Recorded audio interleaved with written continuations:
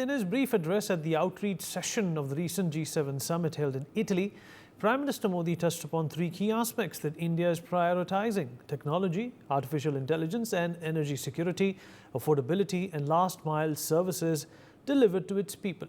Specifically, when it comes to technology, Prime Minister Modi called on global leaders who converged in Italy to collectively ensure that the benefits of technology reach all sections of society to realize the potential of every person in the society. He also stressed helping to remove social inequalities and expanding human powers instead of limiting them. He in particular suggested converting monopolies in technology into mass usage. Monopolization means complete control of something, which prevents other people or companies from having any share, influence or access. India, he said, is striving for a better future through its human-centric approach. India is also amongst the first few countries to formulate a national strategy on artificial intelligence. Our country has taken the path of building public digital infrastructure for serving citizens, and UPI, Jan Dhan, Aadhaar, ONDC and CoWIN are some of the great examples. A key emphasis of the Indian government has been on ensuring that the benefits of its innovation are not limited to India only. Other countries too should benefit from it. The Prime Minister also touched upon artificial intelligence mission. He said that the mission is derived from the mantra AI for all. We'll discuss this with our guest. Joining us on the show to talk more about this is Khushbu Jain, founding partner of ARC Legal Technology. And also with us is Robinder Sachdev, who's an international affairs expert. Last but not the least, Mr. Akash Jindal, economist, also joins us on the show. Mr. Jindal, I'll begin with you. The Prime Minister is absolutely right. You know, if you look at the technology landscape today, it is concentrated in a few countries only. If you talk about some of, the big social media platforms, they operate out of the United States. If you look at other technologies that perhaps help in industry and manufacturing, they are centered in either Taiwan, Japan or Europe. This is something that the Prime Minister is saying should be not disassembled, but this is something that should create opportunities for the global south and the countries that have been driven into this change, which was of course again pushed on by Western countries. Do you concur with the Prime Minister, and do you think when it comes to last mile sharing of technology, India is the first one to exemplify and tell the world that technology and AI are for everyone?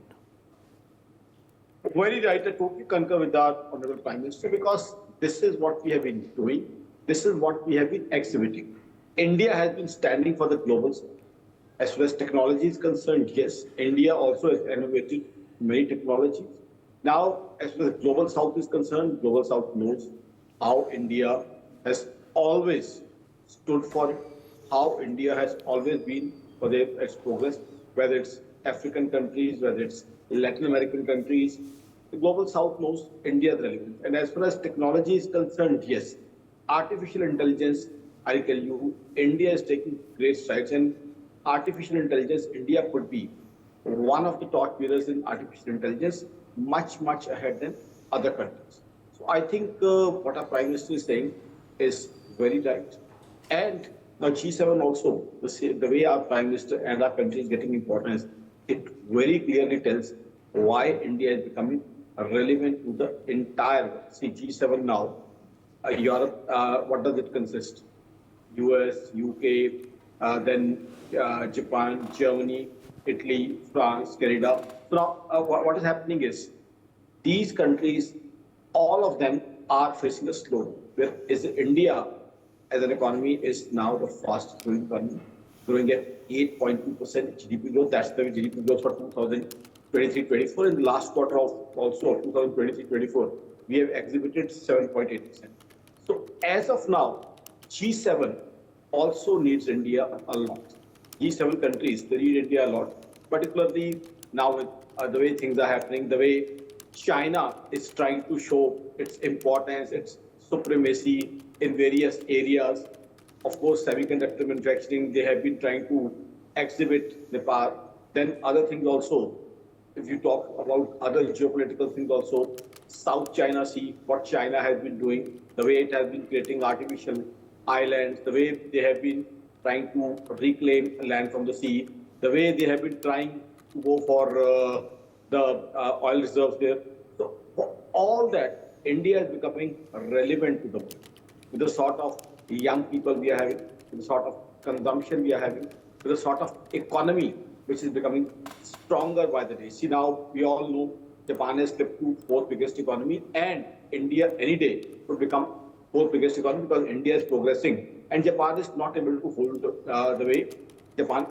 So I think India's relevance to G7 is increased, whether it's technology, whether it's defense, whether it's strategic importance, or whether it's a country which can stand against China. Because now the G7 nation wants a country which can be an alternative to China. The way China is doing things, we all know US-China trade war was there around 5 years ago. Now also US and China are not having good relations.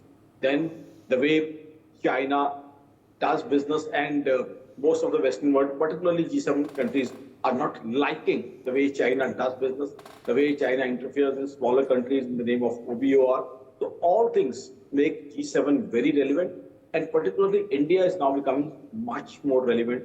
So many bilateral meetings were there, and I think the outcome of bilateral meetings is going to be quite beneficial because, see, in India, we have shown this thing that political stability is there. Now, liberal policies, pro-growth policies are continuing. And anyway, we are growing in every way. I've already spoken about GDP growth, GST collection for the month of April. It has been whopping 210,000 crore if you talk about gross GST numbers. That also shows how India is progressing.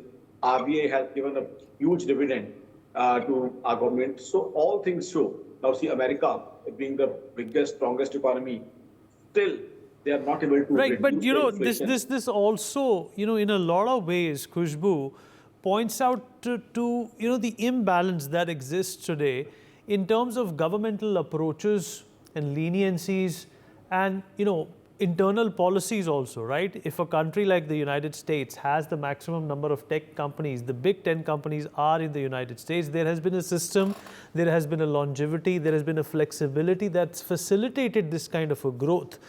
Do you think what the Prime Minister is advocating is something that has just started in India? And we should, in fact, give it some breathing space before we can actually say that this company is also one of the big 10s or the big 20s when it comes to technology? I would, in a way, agree with you because, see, if you look into India has been now actively investing in technology. It's investing in R&D and technology. If you look into the investments it has done when it comes to AI in last few years, it's also been very high. The kind of pavement it has been creating for India Inc. or new startups and kind of investments or new ease of doing businesses coming in is all looking towards the part that we want to grow domestic industry when it comes to technology. And at the same time, India has always had this view, and we have seen that in G20, that how India has been open in sharing. It talks about openness, it talks about accessibility to public. If you talk about public goods, so that's where I think we are going towards. And I absolutely, if you look into the numbers, I think the earlier panelist was talking about how much investments have been there in this industry. If you look into our budget, if you look into how investments are being put aside when it comes to research and publications, when it comes to finance minister announcing a plan to set up large fund when it comes to R&D and innovation in private industry, alongside separate schemes to support deep tech ventures, giving exemptions to AI when it comes to data protection laws so that this industry also flourish. So all this, or if you'll see, look into the interim budget which was being put across for a corpus of 1 lakh crore, which was been announced to bolster R&D in ecosystem within the country. Patent grants which have come up, India has been very high, or maybe a 6th position if I have to put it across, if 2022 data has to be looked into. So yes, we are growing towards this, and I will take that liberty of mentioning that how other countries were unhappy, but still India stood strong when it comes to digital public goods push. India has been very, very vocal about that part, and how countries across, like for example, even if I talk about the payment gateways, how Visa and MasterCards were opposing India's UPI push in other countries, and how the dominance of Visa and MasterCard is there, and which has been dominating entire world. And that's where India is coming in, and that's also we are not wanting to dominate. We are on that policy of making it open and accessible for everybody and for the public good, and for making it seamless for every country across. So I think that's what we are going through, and we are bringing in our own local inks and put local companies and incorporations, and creating that space for Indian inks to foster and go reach to that level that we compete with the West. Right. Or Yeah, you're right, Mr. Sisdev. We have a system of nurturing startups, and that's why the number of startups in India has exponentially grown in the past. But yet, there is also a failure rate when it comes to startups in our country. There are also some barriers when it comes to red tapeism, when it comes to ease of doing business or dealing with foreign entities that are still being ironed out. Of course, this is something which is an ongoing process. But, Mr. Sisdev, name one reason why you think, because of India's lenient policies recently and the government's impetus towards looking at the MSME industry from a technical angle, that should make us confident that within the next 5 to 10 years, perhaps, we will also have a company which rivals the Apples, the Facebooks, and the Amazons? Great question, Vineet. You asking me to read the crystal ball, sir. Okay. See, I mean, the very nature of a startup or innovation is that we do not know where the creativity or where the innovation would come from. Yes, it comes from a certain ecosystem. That much I think is a proven fact or generally accepted. That ecosystem which comprises of creative talent and which also comprises of venture and investment capital and an ability to take risk and fail, as you or one of our colleagues just now mentioned. Right. So I think it's a combination of these three factors which creates and which brings forth successful startups. So possibly it's not, for me at least right now, I don't have the ability to say which ones, but yes, the chances are that given the fact that India's ecosystem is developing fast, India is becoming an attractive destination for investments, for risk capital, for private equity even, that we would see some large, tech companies emerging from India. It depends how you define a tech company also. Is Oyo a tech company, for example, right? Is Uber a tech company? So we could see some such, tech, these are basically tech platforms, right, which have gone global. Uber, for example, Oyo is going. So there could be those, but I think what we are or you are referring to perhaps is more the product-based tech companies which could emerge from India, on which I think the jury is out. We do not know if in the next 5 years or 10 years we'll have such product companies. Honestly, I will be a little bit not so optimistic that we will have some world-leading product companies. Another aspect to look at is you're running a list of, let's say, the 10 top companies in the world right now, the list of Oracles and all, etc. What also happens is that these companies have grown so big. It's not that they're too big to fail, forget that, but they've grown so big that they've virtually become monopolies, or they will be, if not the term monopoly, but they will be there for a while to come unless regulators break them up. Like AT&T was broken up into the 7 different telecom companies in the US, or if regulators in Europe or US come around and see that Meta or Facebook has become so overpowering and has become so big that it's curtailing, or it is it is not allowing competition to come up. Basically, that's what happens. These companies get so big, and through whichever means, they make sure that no competitor arises. And even if some competition is arising, they go and acquire it at a very early stage, and they can afford to do it because they got such deep pockets.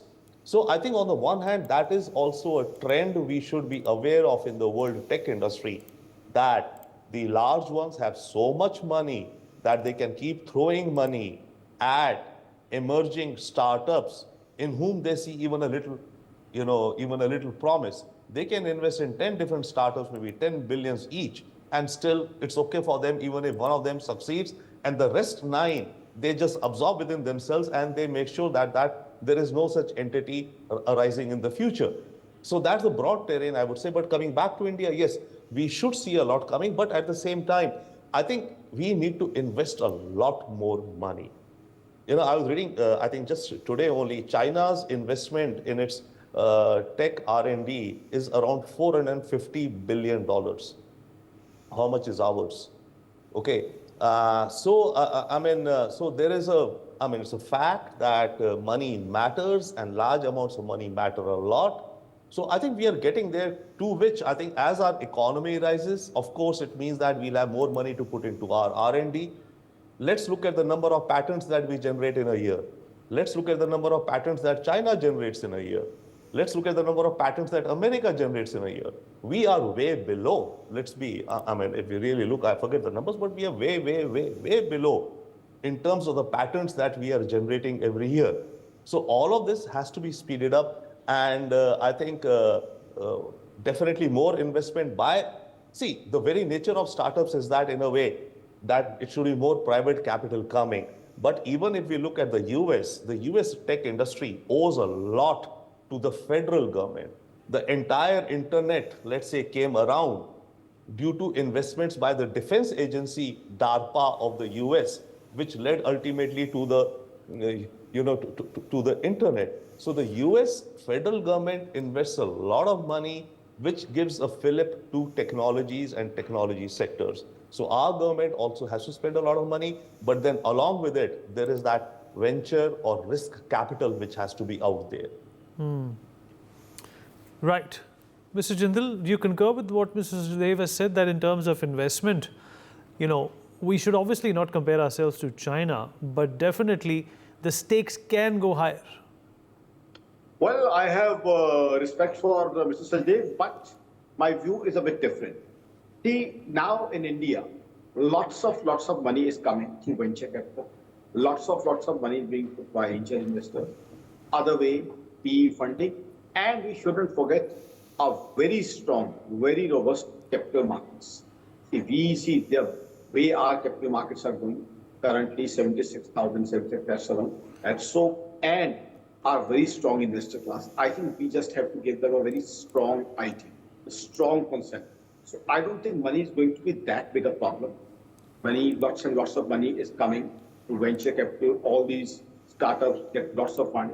Plus, Indian robust capital market to think positively, imagine that, and I think we can very well reach. Yes, R&D is an area where we as a country need to invest more, private sector needs to invest more, government also needs to invest more, and there should be incentives in R&D.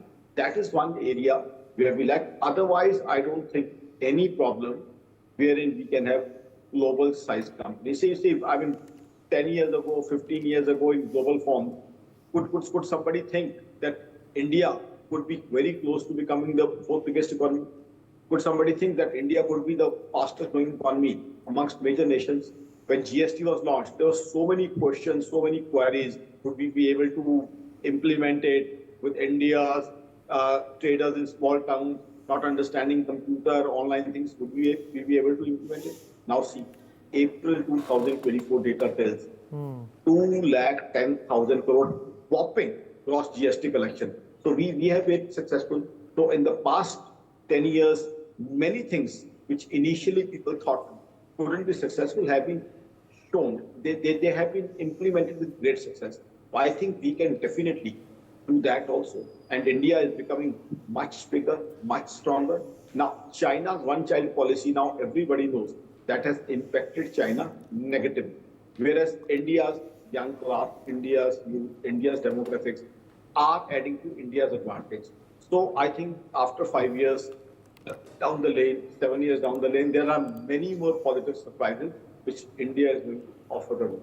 G20 we hosted, a huge corridor which is being built.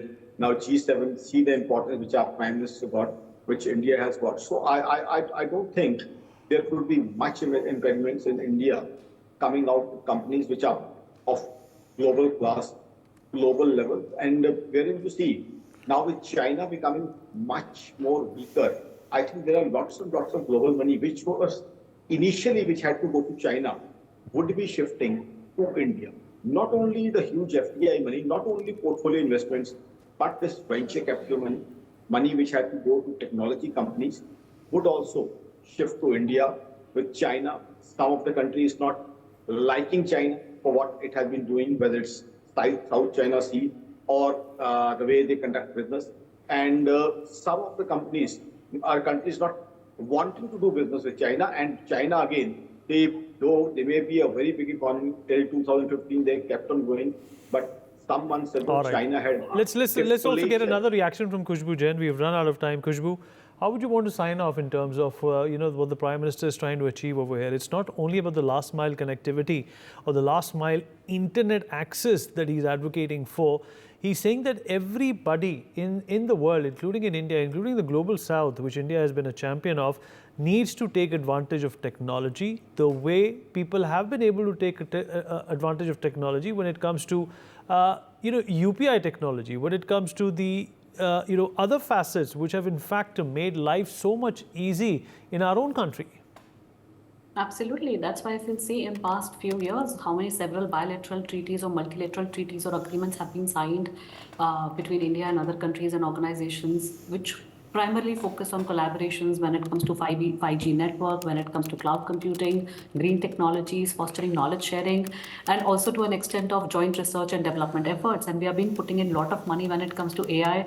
I'm sorry to put across that part. Obviously, you can't compare with China, but we're putting a lot of money when it comes to AI to develop so that LLMs are also in a manner that it decreases the biasness and that control which is coming from the few number which are in the monopoly situation. We decrease that part and it becomes open for all and accessible for all. And again, I'm repeating that part that India has been on the aspect of open for all, accessible for all, and that's what we have been continuing to do so when it comes to technology also. And now that we are entering and we have been so focused on that, looking into the past initiatives when it comes to kind of investments coming in, when it comes to the way we have been putting ourselves in the international market, and at the same time the kind of environment that is changing in the country when it comes to policy, when it comes to ease of doing business and other things, and the kind of rebates and other things which have been given to the startup ecosystem in India. Looking at all these things, I think we are in that step that we want to place India in that top when it comes to technology, and at the same time we don't want to create that monopoly.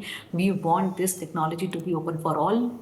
And this was visible with the way we wanted to share UPI with everybody and anybody around the world, despite the reservations and so much of opposition coming from Visa and MasterCards when it comes to this. So that intent itself and that conduct of ours shows that where we stand when it comes to this, and all the conduct which we're doing right here in the country showcases that how much seriousness we have when it comes to fostering technology and giving a focus to Indian technology and to build more of Indian technology, and the country becomes that we are, that apart from that digital India, we become one of the best when it comes to affordability, accessibility for all.